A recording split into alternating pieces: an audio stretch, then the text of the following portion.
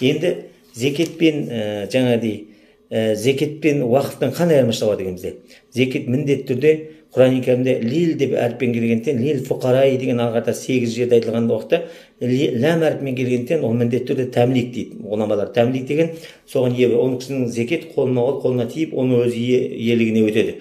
Яғни ол кісі қалай одан алғарда жұмыс жасаса, оның өз еркі. Ал уақыт деген нәрсе, ол айырмашылығы бар. Уақыт дегеннің өзінің өтеміз, болашақта мына шарттары бар да, рүкіндері бар.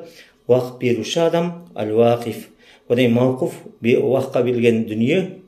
Үшінші мауқуф алейхи, уақытты алушы кісі. Төртінші уақыттың рүкіндерінің біреуі сиға дейді, айту дейді. Сонда мауқуф алейх деген сөз, бұл жерде уақытты иеленуші кісі деген уақытта ол кісі бірақ иеленіп кетпейді. Бір кісі уақытқа деп мысалы бір егістігін берді. Уақытқа деп бір мысалы жетімдер үйіне қарап тұрды, бір кісіні басшылыққа берді.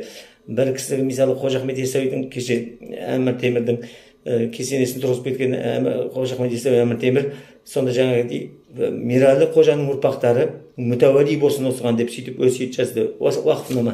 Сонда ол кісі бірақ иеленіп кетпейді. Уақыт жаңағыдай сол кісіге жауапты адам болып есептеледі. Сондықтан уақыт деген жауаптылық өткен болады, бірақ анандай зекеттегі сияқты толық иеленіп кетпейді ол мүлікті. Осындай айырмашылығы бар. Енді уақытпен жаңағыдай садақа мен садақаның жаңағы уақыттың екеуінің ұқсас жерлері, бір жерлерінде мысалы ол мұсылман еместерге де беріледі.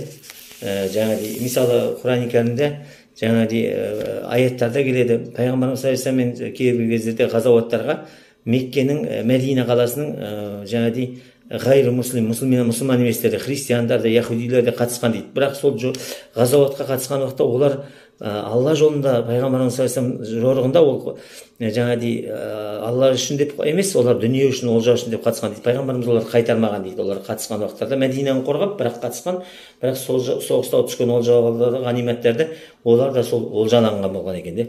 Сондықтан садақаны, жаңағыдай уақытты да басқа діндегі адамдарға берме деген шариғатта тыйым жоқ, оларға да беріледі. Енді уақыт пен өсиеттің айырмашылығы.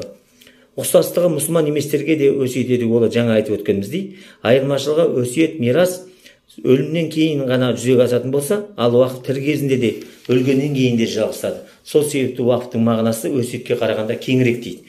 Өсиет етуші өз өсиетіне кері қайта алады, ал уақытты олай етуге болмайды дейді. Мысалы,